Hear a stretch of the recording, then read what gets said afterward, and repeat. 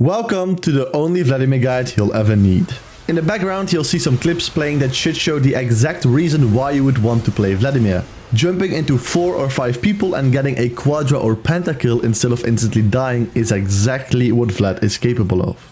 Throughout my entire league history I've had multiple mains, but about 4 seasons ago I picked up Vlad and something just immediately clicked. The goal of this guide is both to inspire new players to play Vlad, but also to turn newbie or hardstuck Vlad players into those 1v9 monsters. And since I'm currently Grandmaster, I feel like I'm in the perfect spot to make this guide. Also, let me quickly throw out there that I do coaching as well, and if that's something you're interested in, I'd advise you to check out the description down below. Now, the most important part of Vladimir is his champion identity. Vladimir is really one of a kind type of champion. Not a lot of people talk about this, but understanding Vlad's champion identity is essential to become the best possible Vlad player you can be. So let's take a look at Vlad's 3 main fundamentals. Number 1, Vladimir is one of, if not the best scaling champion in the game. Because not only does he scale very well, but it's also extremely easy to unleash his late game damage onto an entire team. In game this translates to playing safe and focusing on CS in the early game. You should avoid as many fights as possible because you're at your weakest phase of the game. But it also means that once you have a couple of items, you can focus on dealing a lot of damage. The second big thing that characterizes Vlad is his sustain. I think we all know that Vladimir has a shit ton of healing. This healing or sustain is what allows Vlad to take control of the lane, even though his mid lane opponent is stronger than him. Because if you want to get high CS numbers with a relatively weak early game champion, we're gonna have to be creative. What works for me even in higher elos is healing from the minions or jungle camps in between trading windows. For example, if you're playing Vlad versus Victor, what you could do is you trade with a Victor and then afterwards you stop trading for a while to heal from the minion wave. Once you got a portion of your HP back, you can look to trade again and afterwards you can heal from the minion wave again. Victor in this case, like most mid lane champions out there, doesn't have sustain, so he can't heal up in between trades. This means that slowly but surely you're draining your opponent's HP or mana bar, which allows you to take control of the lane, which in turn allows you to get more CS. As for our third and last fundamental, Vladimir only offers damage, with most of his damage being AoE. Vladimir literally doesn't offer anything but damage. He doesn't have any peel or CC for his team, except for the minimal slow on his W and E. This means that your job as a Vladimir player is to deal a lot of damage and to one-shot the enemy backline. It's also essential to understand that almost all of Vlad's damage is AoE, except for his Q. This means that Vlad can damage multiple people at the same time. Since this is one of his strengths, you want to use it as good as you can. In game this means that you should prioritize team fights over picking off one enemy at a time. On top of all that, Vladimir is not that good at shredding tanks and he's also quite immobile. I wouldn't necessarily call these fundamentals, but it's definitely important to know. Now that's everything there is to Vladimir's identity. Now let's take a look at his abilities. First of all, we have Vladimir's passive Crimson Pact. Vladimir gains 1 ability power for every 30 bonus health. He also gains 1.6 max health per 1 ability power. So basically the more AP you have, the more health you get, and the more bonus health you have, the more AP you get. Bonus health is basically any health you gain except for health from levels.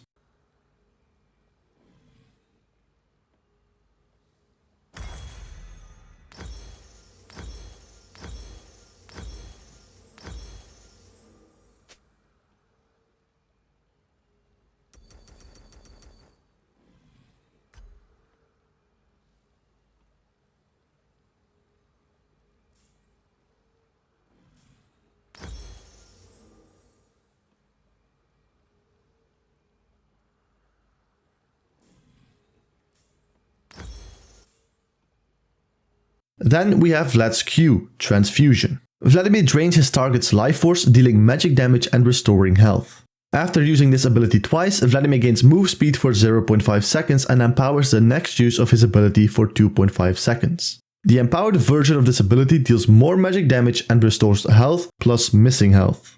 It's extremely important to know that empowered healing is reduced to 30% against minions. A lot of people think that both Vlad's normal Qs and empowered Qs have less healing on minions, but this is only the case for Vlad's empowered Qs. So this is how Vlad's Q works. Vlad's normal Q heals you the same amount whether it's from minions, from champions or from jungle camps. Vlad's empowered Q heals the same amount from champions as from jungle camps, but from minions you get less healing.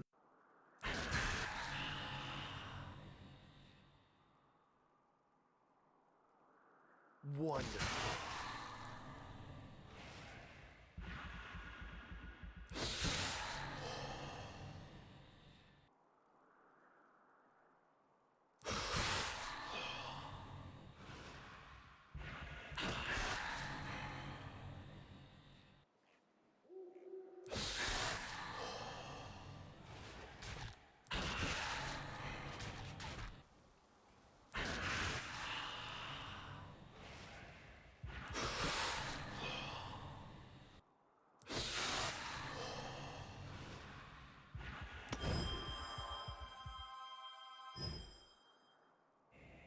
Then we have Vlad's W, his pool.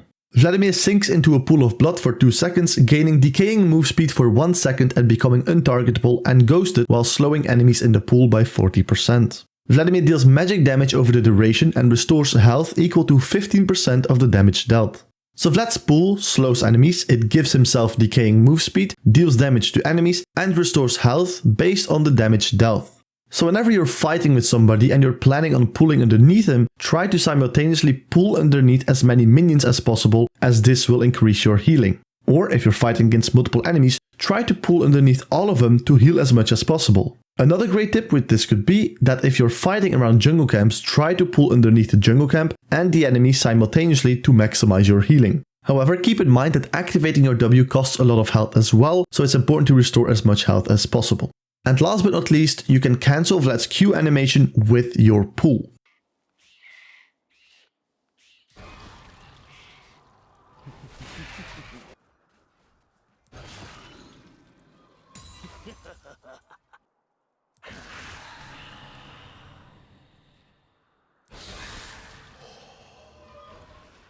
Vladimir's E is called Tides of Blood and does the following. Begin charging, Vladimir charges up a reservoir of blood, spending health. While at full charge, Vladimir is slowed by 20%. Release, Vladimir unleashes a torrent of blood missiles at surrounding enemies, dealing more damage based on charge time. If this ability was charged for at least 1 second, it also slows targets by 40% for 0.5 seconds. So here it's important to know that your E can slow enemies and that you can combine E with W. So you press E first, then you press W, and then you can charge your E while in W so that you can hit more people and the enemies can't interrupt your E charging. Another important thing you should know about Vlad's E is that if your E gets cancelled while you're charging it, the damage from the already stored blood won't go off. So you'll lose the HP, but the damage won't go off, which can be very frustrating. When your E is fully charged, it will automatically release after a while, and you can also release your E by using Q. So if you're charging your E and while charging you use Q, then your E will release. However, in theory this is a nice mechanic because the E into Q combo is a very useful combo, but it feels extremely clunky. So instead of releasing E with Q, you should release E manually by lifting your finger off your E button and then just quickly pressing your Q after. And last but not least, you can activate Ghost while in E to get in range of enemies, and this mechanic is especially good with Nimbus Cloak.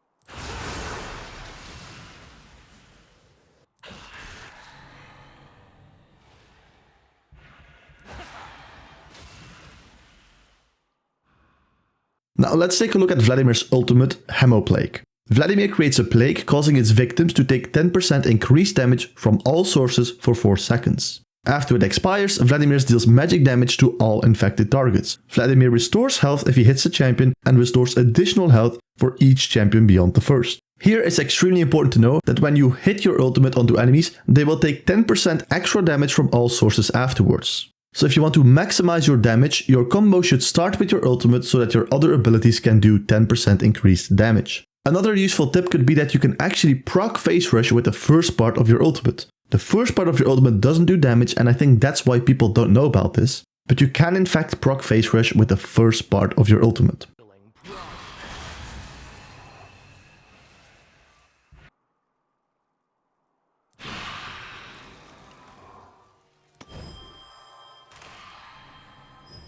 Now that you have a good grasp of how Vladimir works, let's take a look at the rune setups that suits him best. The main rune setup that suits Vladimir the best is Phase Rush. Like I said before, Vladimir wants to dominate team fights. However, if you've ever played Vladimir before, you probably notice that even if you're fat, if you don't have any tools to help you mobility wise, you're just a big minion. And one of those tools that can help you move throughout a team fight is Phase Rush. Phase Rush could also be essential in certain matchups where the enemy can easily run you down, for example against a Cassiopeia.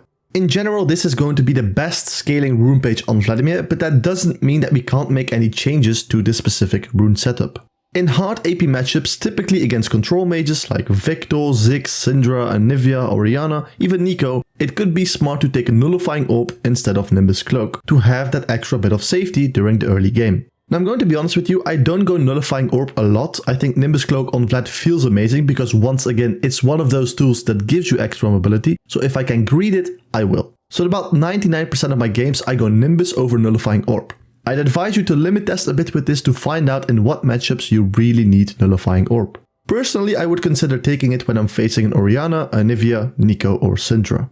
As for the second tree, there are a lot of possibilities. Magical Footwear is the best scaling option in the Inspiration tree, and Cosmic Insight feels amazing because it reduces the cooldown on your summoner spells. And your summoner spells serve as mobility tools, and we already discussed that the more mobility on Vlad, the better. However, sometimes it might still be better to make a couple of adjustments. For example, if you're playing versus a team with a lot of AoE abilities, like a Fiddlesticks Jungle, a Mumu Support, Misfortune ADC, you should buy a Zhonya's. And if you're planning on buying a Zhonya's, it's a good idea to select Perfect Timing over Magical Footwear, as this will give you a free stopwatch that you can build into a Zhonya's. Another example could be if you're playing versus skillshot oriented lane bullies. For example, if you're versing a Cassio. Cassio really needs to hit her Q to run you down. In these type of matchups, it feels amazing to rush boots so that you can have more mobility to dodge her Q. So in this case, I won't take Magical Footwear because if I do, I can't rush boots. So in this case, depending on the game, you could swap Magical Footwear either for Perfect Timing, and if you don't need the Zhonya's, you could select Futures Market instead. Now if you're looking for some more defensive stats, you could go with the Resolve tree for your secondary rune tree. If you go to Resolve tree, mainly you'll either want to pick Second Wind versus poke champs like Victor, and Bone Plating versus burst champs like Qiyana. For your second pick, you should go with Overgrowth as it scales extremely well with your passive, but you can also go with Revitalize in extremely hard lanes and in flinching if you're playing versus heavy CC comps. And last but not least, in some matchups I like to go Conditioning plus Overgrowth. I only go this in very specific matchups though, like against Akali.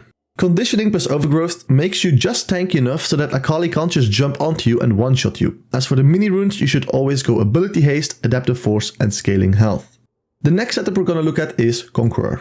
A lot of people have the misconception that Conqueror is a scaling rune for team fights. It's actually the entire opposite thing. You should go Conqueror in matchups where you'll be fighting a lot pre-level 6. The combination of Conqueror and Last Stand gives you a lot of extra damage and a lot of people don't expect that. So Conqueror is primarily an early game fistfighting rune, but it can also be helpful in those mid to late game skirmishes or team fights. However, keep in mind that if you're playing for team fighting, then Phase Rush is still a lot better of a scaling rune than Conqueror.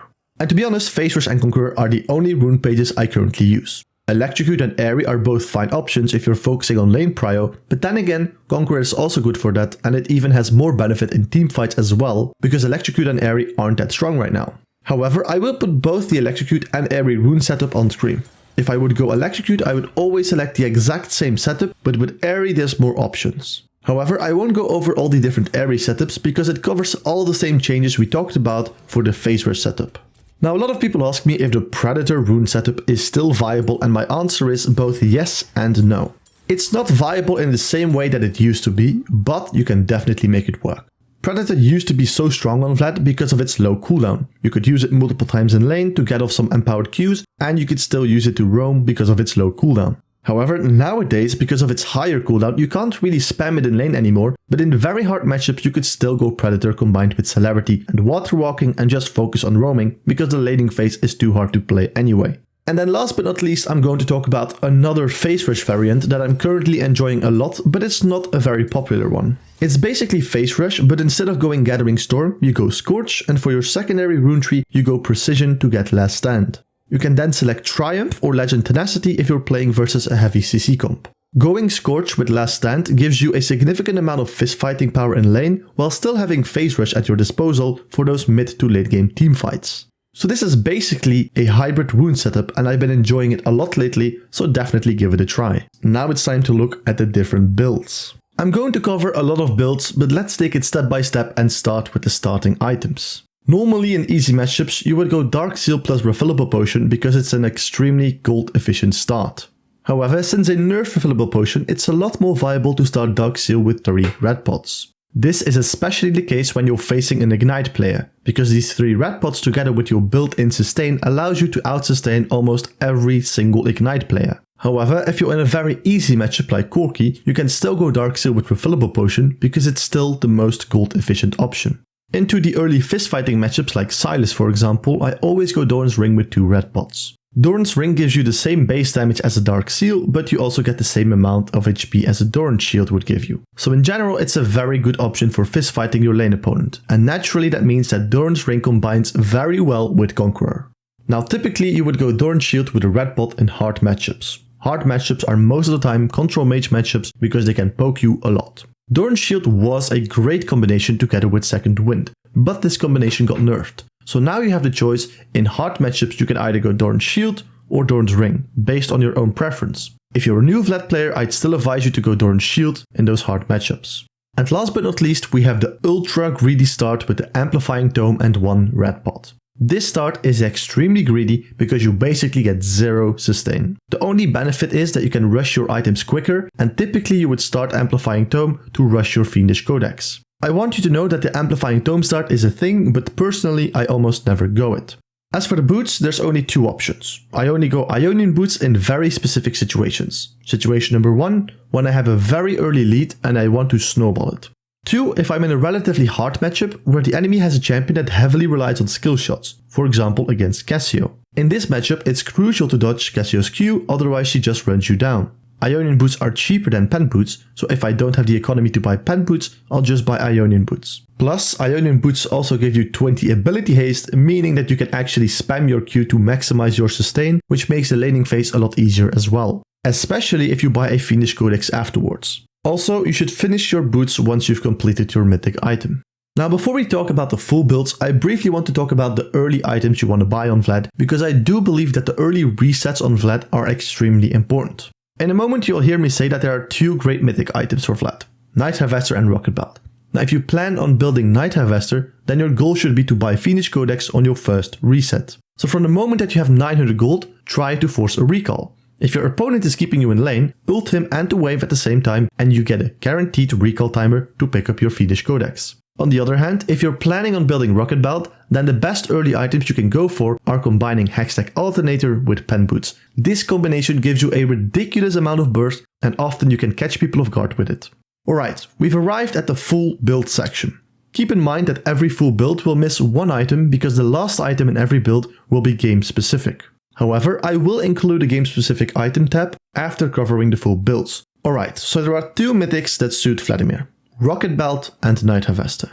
The main difference between both mythics is that Rocket Belt gives you magic penetration and more mobility, versus Night Harvester that gives you more ability haste and early burst.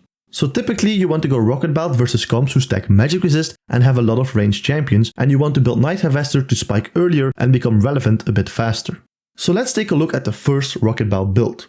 Whenever my team has 2 or more AP champs, including me, it's very likely that the enemy team will stack magic resist. So to anticipate that, I would go a full magic pen build like Rocket Belt into pen boots, into void staff, into deathcap, into shadow flame. Keep in mind that you can switch up the build order as well. If you've completed your Rocket Belt and pen boots and you see that nobody on the enemy team is not even starting to build magic resist, then obviously you can build shadow flame over void staff. Then on your third item, you do the same. If the enemy team started building magic resist, you can buy void. If they didn't, you can buy deathcap.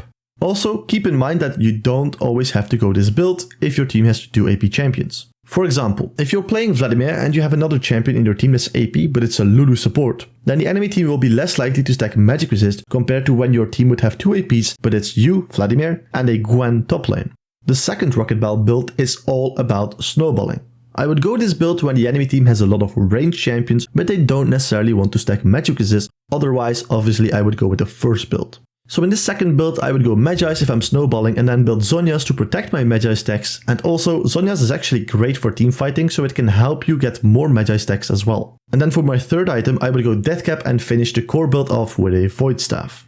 Alright, let's move on to the Night Harvester builds. In general, you should go Night Harvester when you think the game won't last over 25 to 30 minutes, because Night Harvester is really good for those early power spikes and the build path of the items feels extremely good. First up, we have the standard Night Harvester build, where you build Night Harvester into Deathcap, into Void Staff, into Shadow Flame. The first item power spike is good. The second item power spike with Night Harvester Deathcap is great, and the fact that you can build Void Staff as a third item feels amazing as well. So overall, this build feels great. The second Night Harvester build is actually quite similar. If you don't have the economy to build Deathcap right after your Night Harvester, you can just build Shadow Flame instead, and for 600 less gold, you will basically have the same power spike. Night Harvester with Shadow Flame can even out-damage Night Harvester with Death Cap if the enemy team buys Magic Resist early on. Now if you go Night Harvester into Shadow Flame, and then when you're going to start building Death Cap, you see that the enemy team is stacking Magic Resist, you can build Void Staff instead of Death Cap for your third item, and then build Death Cap as your fourth item. For the third and last Night Harvester build, we have Night Harvester into Cosmic Drive, into Death Cap, into Void Staff.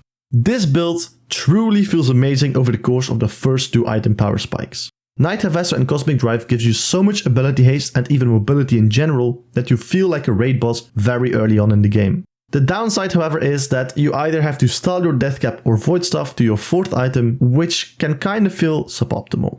So ideally I would go Night Harvester into Cosmic Drive into Death Cap.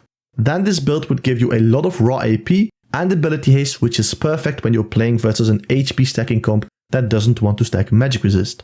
For example, this build would be great when you're the only AP champion on your team and the enemy team has a Scion who stacks HP, but he won't stack Magic Resist because you're the only AP champion on your team. A couple of other examples are champions who go Rod of Ages and Seraph's Embrace. So champions like Ryze, Cassio, Kassadin, these type of champions aren't that tanky because most of the time they just build AP items, but Rod of Ages and Seraph's Embrace gives them so much HP that you can't just one-shot them. So in this case you don't need a Void Staff, but you do need more ability rotations, so ability haste, and more raw AP, which is exactly what this build gives you. Now obviously it's best to finish off your build with a game specific item. If the enemy team has a key ability you need to dodge, or they have multiple AoE abilities like Fiddlesticks Ultimate, Amumu Ultimate, Misfortune Ultimate, you can go Zhonya's. If the enemy team has a lot of HP stacking champions like Scion or Cho'Gath, you can go Demonic's Embrace for the max health burn. If the enemy team has a lot of healing like Soraka, Yuumi or Aatrox, you can go Morelos. However, I think Morelos is suboptimal to buy on Vladimir, but for those of you in the lower elos, if your teammates are not buying anti-heal, you might have to. So then Morelos is a fine option. If you need to buy Magic Resist, there are 3 options. First of all, you can buy a Banshees. Banshees is most of the time the best option because not only does it give you Magic Resist, but it also gives you a lot of AP. That being said, you could still go with Spirit Visage, even though you would lack some damage, if your team has some good healers on it. For example, if you have a Soraka or a Yuumi in your team, then the extra healing you get from Spirit Visage is going to be more valuable than the extra damage you get from Banshees. Now there's even a third option. If both your team and the enemy team has a lot of AP champions, then you can go for Abyssal Mask. Abyssal Mask does not only give you Magic Resist, but it also reduces the Magic Resist of your enemies. And then for the last part, I'm going to talk about a rather for fun build, Riftmaker. The Riftmaker build is kinda for fun, but it's also kinda good. Especially if you're playing versus extremely tanky comps, where the enemy team has a Scion top, a Mumu jungle, Alistar support. Going Conqueror together with Riftmaker in these type of games can feel really good, so definitely try it out once you see an opportunity for it. Another important aspect of Vladimir is his summoner spell choice. As mentioned before, Vladimir's main weakness is mobility, so we try to find different tools to give him as much mobility as possible. Summoner spells are the main tools for mobility, so it's only normal that the standard summoner spells combination for Vlad is going to be Ghost plus Flash, especially when you're going Phase Rush. You can definitely go something more lane dominant like Ignite plus Flash or Ignite plus Ghost, and you can pair these summoner spells combinations up with the Electrocute or Airy Rune setup. And last but not least, you can opt for Teleport plus Flash if you're facing in an extremely hard matchup, because Teleport basically gives you 2 HP bars. Personally, I almost always go Ghost plus Flash, because even if I go Ignite plus Flash and I get a couple of lane kills, I have a harder time carrying the game than when I'm not fed but have Ghost plus Flash to dominate teamfights. Alright, next point on the list, combos. In terms of combos, there's not that much to say. During the laning phase, you don't want to E a lot because it costs a lot of health. So in the early game, you mainly look to get some cheeky Qs off. It can be interesting to know that you can cancel your Q animation by going into pull immediately after pressing Q. Another great tip is that whenever a minion is low, your opponent will often think that you'll use your Q to last hit the minion. Instead, walk up and last hit the minion with an auto attack and then try to Q your opponent. Something else I often do is when I walk up to Q my mid lane opponent and he walks backwards so I can't Q him, I act like I'm going to walk back by briefly clicking behind me and then clicking back towards my opponent. So I'm basically punishing my opponent's bad reaction time and spacing. Now sometimes you can obviously EQ enemies. Keep in mind that you should never release your E with your Q, but you should always release E manually and then press Q right after, like we discussed when we were looking at the abilities. As for the usage of your pull in early game combos, there is no usage. Obviously you can do an EWQ combo, but since both your E and W cost you a lot of HP, it's very likely that you're going to lose the trade, and on top of that your W is your only defensive tool, so you shouldn't just waste it for a quick trade.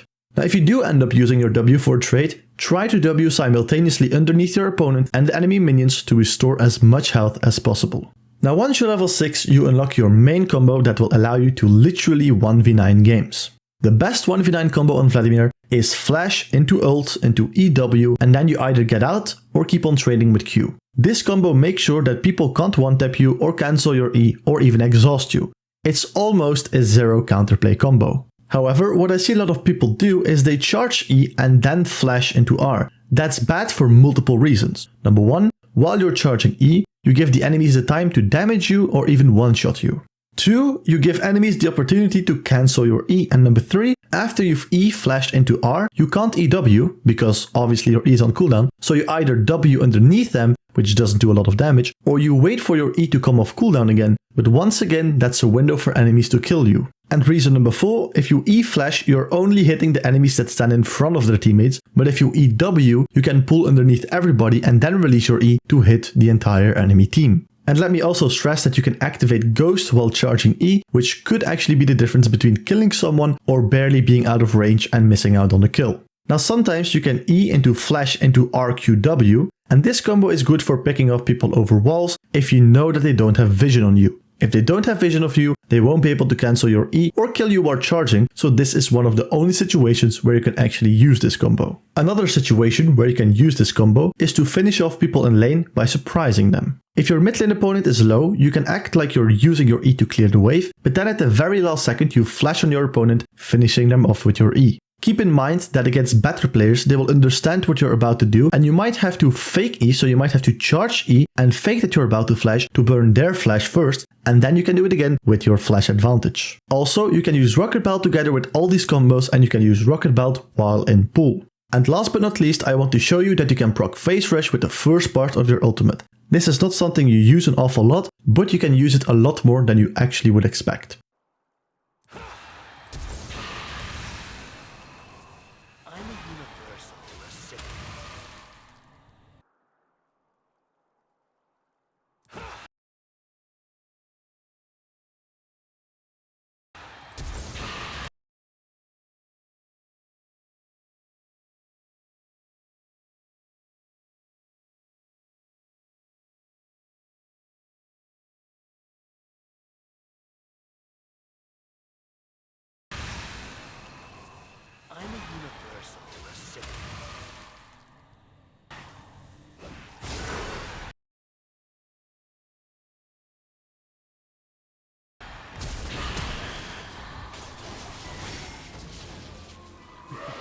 Wonderful.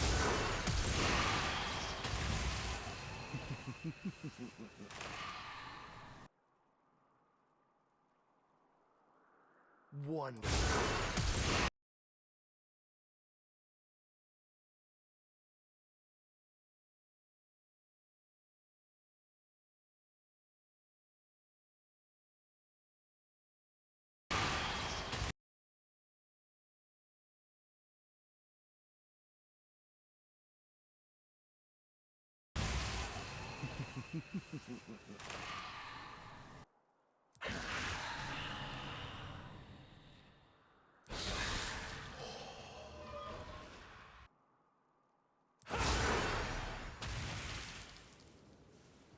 Feeling proud.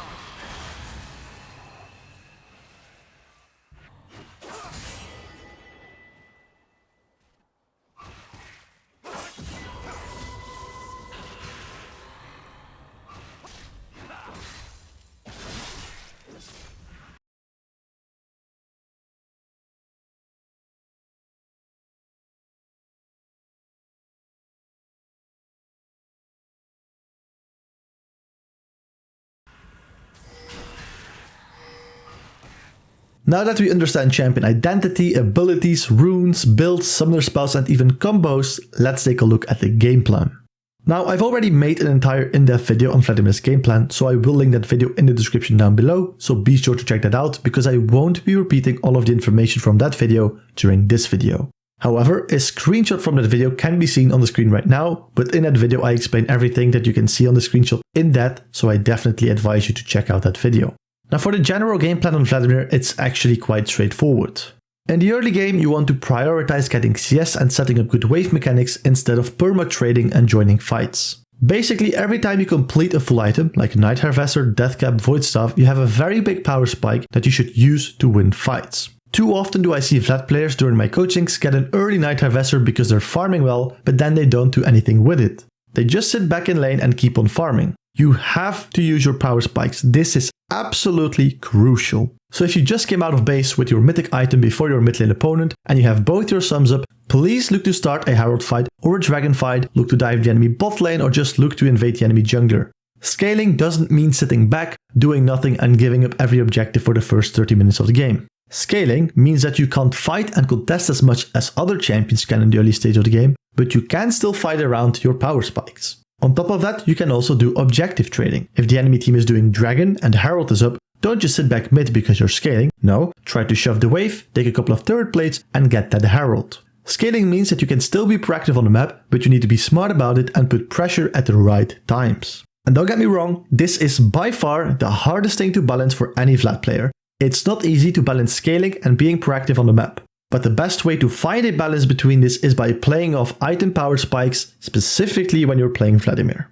Most scaling champions are level dominant, meaning that they need to scale to a certain level to become all-powerful, for example Kayle and Kassadin at level 16. Vladimir is gold dominant instead of level dominant. Being level 16 on Vlad doesn't give you any crazy stats, but having Night Harvester, Deathcap and Void Staff at 25 minutes does. So the goal of Vlad is focusing on CS early on, playing off of fresh item power spikes and team fighting. Team fighting is the key to winning games with Vlad. Too often do I see Vlad players flash ghost ult for the enemy mid laner 30 seconds before Dragon spawns. If the enemy can respawn in time for Dragon, the enemy has a big advantage because you're a walking minion because you wasted your summoner spells 30 seconds ago. And even if that mid laner that you killed won't be able to get to Dragon fight in time, you'll still be useless in that fight and it will basically be a 4 versus 4. So I want you to ask yourself the following question. Do you prefer to fight a 5 versus 4 and your team's advantage, but you're basically going to be useless? Or do you prefer fighting a 5 versus 5, but you're a dominant AoE force at its strongest because you have your summoner spells up? You should always go for the second scenario. Don't bother picking off one person when you have the strength to pentakill the entire enemy team. You do not win games by picking off people on Vlad, you win them by forcing the enemy team to teamfight and then just running over them. In fact, a lot of the time when I have an angle to pick someone off before an important fight, I won't. I won't because that could cause the enemy team to give up the objective because they might not feel comfortable fighting a 4 versus 5. But I don't want that. I don't want a dragon. I want a 5 versus 5 dragon fight that results in me killing the entire enemy team, getting that dragon, and because all the enemies are dead, I can also take towers and inhibitors. So it all comes down to this. During the laning phase, you want to focus on CS. But you can look to make proactive plays when you have an item power spike and at least one of your summoner spells is off cooldown. After the laning phase, you want to go side lane to get solo gold and solo XP. And after shoving out the side lane, you can look to join a fight or create fights around objectives and win them by using your summoner spells and ultimate properly. Afterwards, you can go side laning again and wait for your summoner spells and ultimate to be off cooldown again. If that's the case, you can look to join or create fights again. You just repeat this process over and over again until you get to the enemy nexus. Now, if you want a more in-depth game plan, be sure to check out that video in the description down below. Now, before we move on to the next point, I quickly want to talk about the laning phase game plan for Vladimir. When playing Vladimir, you can have two types of matchups in the laning phase. The first one being range versus range, and the second one being range versus melee. Let's start with the range versus range scenario.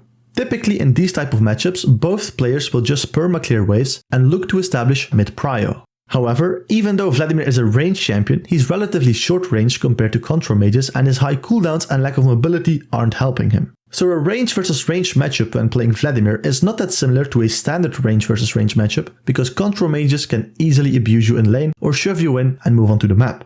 The way you can prevent both these things from happening is by freezing the wave in front of your turret. This way, your mid lane opponent has to overstep to CS and thus he's viable to ganks from your jungler or all-ins from you as Vlad. However, pre-6 it will be hard to freeze your lane opponent, but once you get your Fiendish Codex and especially once you have your ultimate, you should be able to freeze most lane opponents.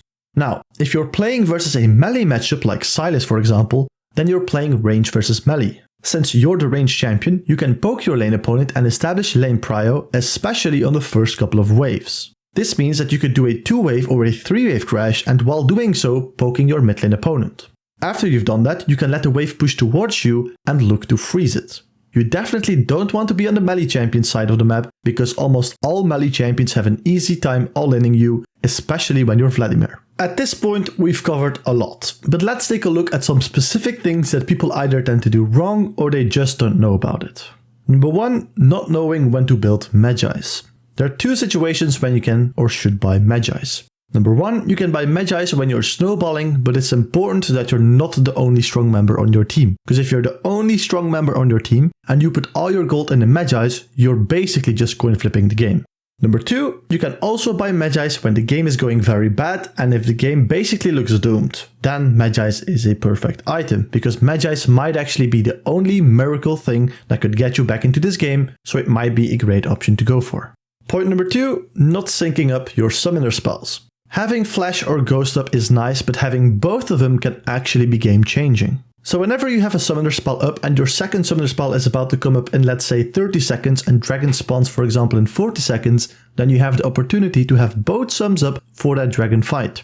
However, what I see a lot of people do, they will randomly burn their Flash for a kill that doesn't even matter, and now they have to fight a dragon fight with only 1 summoner spell instead of 2, which could actually be game changing. Number 3, always fighting front to back.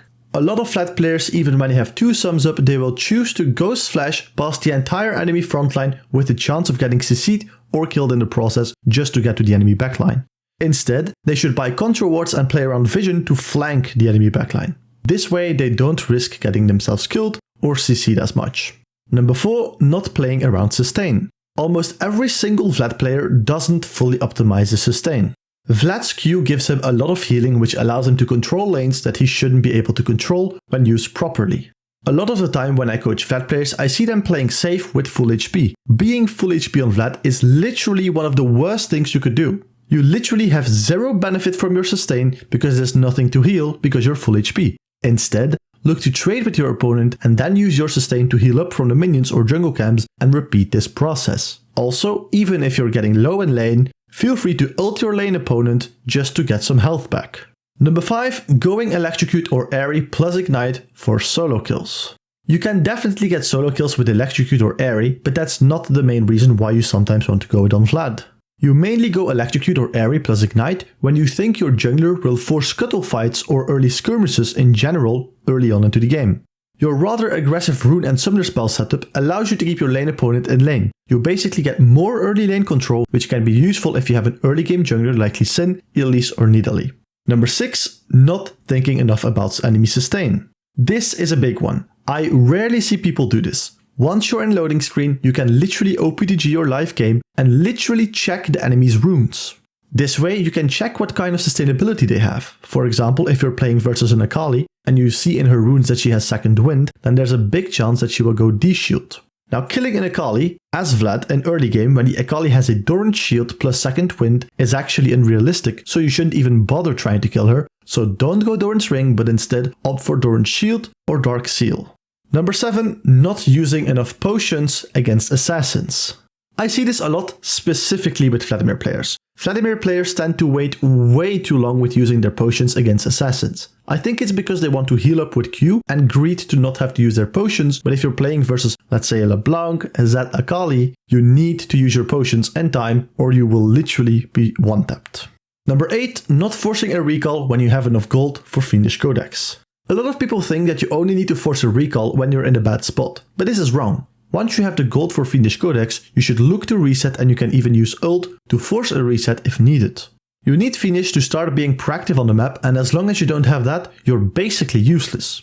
Number 9, accidentally breaking freezes by tanking too much minion damage. When you have a freeze but you're standing too close to the enemy wave, the wave will start to attack you and that can literally break your freeze. So be sure to not tank too much minion damage. Number 10, perma-freezing when winning your lane. And this is probably the worst mistake you could make on Vlad, and yet almost every single Vladimir player out there does this. When you're winning lane, you shouldn't be perma-freezing. Freezing is extremely good in the early levels, but after the early laning phase is over, it's not that good anymore. Instead, try to impact the map with your lead instead of freezing your opponent. There's so much more you could actually be doing. You could use your mid prio to secure Dragon or Herald, invade enemy jungler, take his jungle camps, dive bot or top, or dive mid and take third place, etc. Number 11. Not knowing when to go blue trinket or sweeper. Blue trinket is great for side laning and not having to face check bushes. However, if you're fat and the enemies don't have a lot of CC, you can use sweeper to clear vision and find flank angles in teamfights. If you have blue trinket, you need to buy control wards to find flank angles in teamfights. Number 12. Buying too many control wards. You need every single source of gold on Vlad, so don't just waste it on control wards if you can't use or protect them. For example, if you're perma-freezing, then putting a control ward down is not gonna do a lot. Also, you only need a control ward for crucial moments in the game, for example to find a flank angle in a game-deciding Baron fight. Number 13. Doing the wrong all-in combo. It's essential that you use the following combo for 1v9 in teamfights. Flash into R into EW. Number 14. Viewing Conqueror as a late game rune setup. Conqueror is actually great for early fist fighting, for example at level 1 to 4, and it's good in mid-game skirmishes and teamfights, but Phase Rush is still by far the best scaling rune setup, especially if you want to win teamfights. Number 15. Using E in the early game to trade or farm minions. In the early game, charging your E costs you a lot of HP that you can't miss, so you shouldn't do it too often. On top of that, your E has a high cooldown and a lot of Vladimir players do not respect that. I often see them in a situation where they need to hard shove a wave, but they used E to last hit one minion and now they can't hard shove the wave because of the E high cooldown. Number 16. Having a weak and toxic mentality. I literally don't understand how so many Vlad players completely lose it when their team is behind or when they die once themselves. You're literally playing one of, if not the best scaling champion in the game, so sometimes you're just going to be playing from behind, shit happens, but I'd rather play from behind while I'm playing a champion that actually scales to ridiculous levels than that I'm playing from behind with LeBlanc who can't even one-shot a Yuumi when she's behind.